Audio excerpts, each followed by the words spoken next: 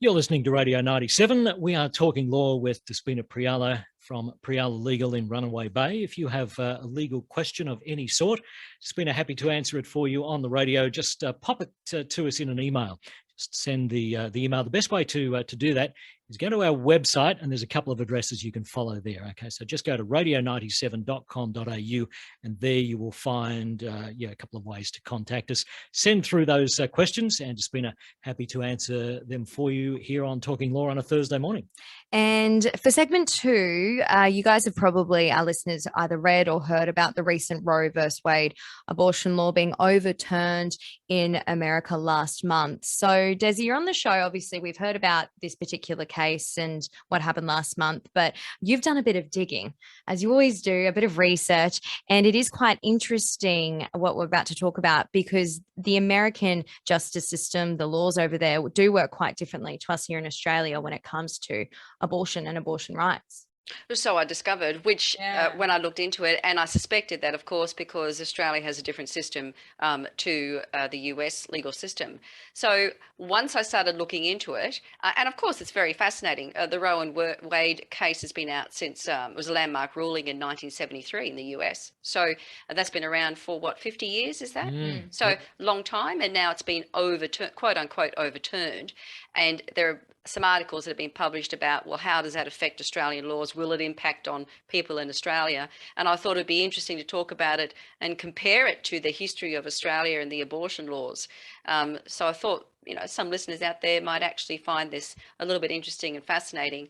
So looking into the US history and the way that it's set up. So what I've read and what I understand is that unlike here, the Supreme Court in US is the court of last resort.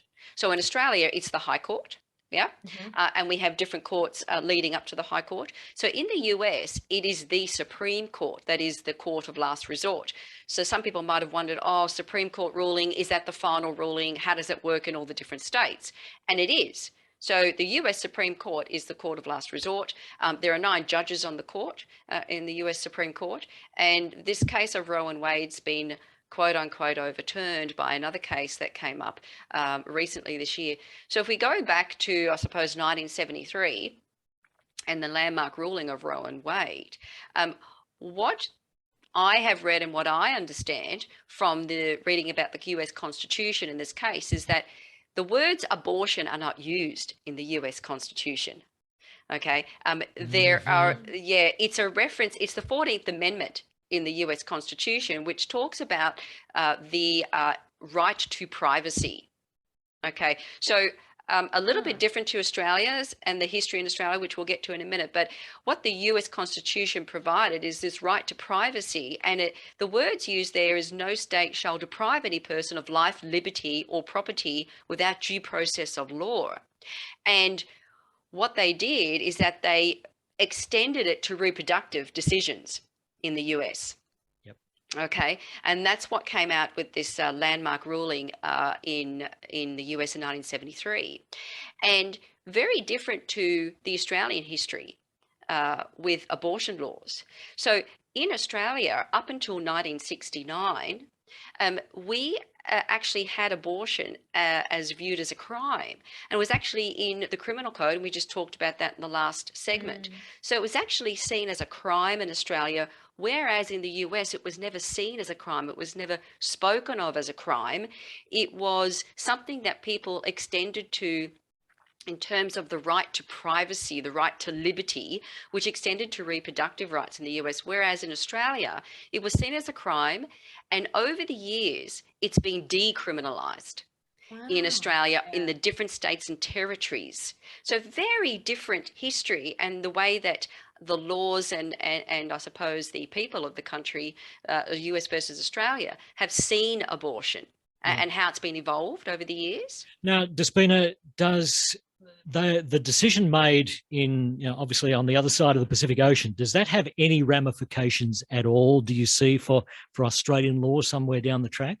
It's an interesting question, and obviously I can't answer that entirely because we don't know what will happen. But what we are now seeing in the US is it perhaps may play out similar to Australia in that because Roe and Wade's been overturned by another case, and what they did is that it was in Mississippi, and that's where the incident or the event evolved, and they rejected the Roe and Wade's argument that the right to liberty included rights to privacy and reproductive decisions. So they actually rejected something that was in place all these years.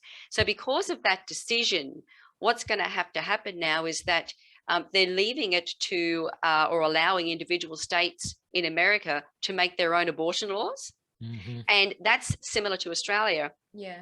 So each state and territory over the years has created their own laws. So in Australia, for example, we go back to 1969. So similar era to this landmark ruling in 1973 in the US. So in Australia in 1969, some people might remember that there was a landmark Supreme Court ruling here, and it was called the Menhennet ruling. And that's when things did change in Australia. And I suppose if you want to reflect on what was happening with politics and movements in Australia in 1969, perhaps it was quite, timely.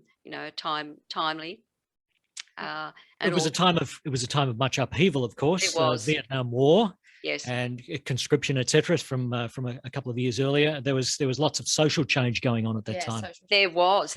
So this Menhennet ruling basically said that the abortion would be considered lawful if the person who, if I could use the words, committed this act of abortion, held an honest belief on reasonable grounds that the abortion was necessary and proportionate. And what did that mean? So necessary meaning that it was necessary to preserve the pregnant woman from a serious danger to her life or to her physical and or mental health. And proportionate meaning that the abortion was not out of proportion to the danger being averted. And that was in the Victorian Supreme Court. And then since then, we've had different rulings. In 1971, New South Wales had a ruling called the Levine ruling, which was similar. And then we had other rulings in 1986, the Maguire ruling and so on in Australia. And then over the years, there's been law reform and each state and territory now has their own laws enacted. And still only recently, I think in 2021, there was some law changes in Northern Territory and other states. So it's taken some time for it to evolve in Australia. But yes, quite a long time. But in essence, it's come from a different history to what's happened in the US. Do you see perhaps someone might be willing to take this all the way to the High Court in Australia to test the laws? Well, I don't know whether we have to do that. I think that what we have now in Australia is we have these laws to assist women in certain situations. I mean, there are conditions in each state and territory. Of course, each act is different. When you look into it, some laws provide that, you've got to have 2 doctors that sign off on an abortion, whereas some states say there's only 1. And you've got these different gestational periods where up to 16 weeks, or is it up to 22 weeks? So there is differing laws in each state, but we do have them now. And I think that women should feel, I suppose, safe and protected, if you want to use those words, in terms of whether an abortion can be carried out. So there's not a complete abortion ban as there used to be many decades ago. Yeah. Do you think, Despina, that possibly over time it could end up one federal law, the same, I guess, requirements that you'd have to meet in terms of getting an abortion? Or do you think each state will just continue having that power? I think each state will continue to have that power. We have nothing in the Constitution about that at all. And it'll continue to have the individual states and territories powers and legislation, as we have with so many other laws. But in the US, I think it'll be very interesting to see what plays out there, because I think what's going to happen is that these states in the US are going to have to come up with a rational basis to regulate and to prohibit abortion. And it's going to be based on a rational basis, whether the state has a legitimate state interest, and it's going to have a big impact on women's lives in the US. We're not really in that position in Australia. I think we're quite well, I suppose, advanced, if I could say, in terms of we have had law reform. It has happened. It is in place, and it's just most recently come about in certain states.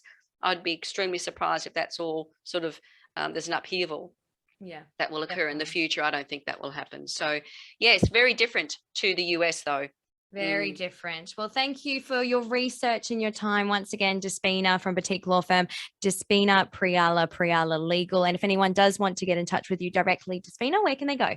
They can certainly phone the office 55291 294. They can email info@prialalegal.com.au. And of course, I'll put all these segments up on YouTube this week.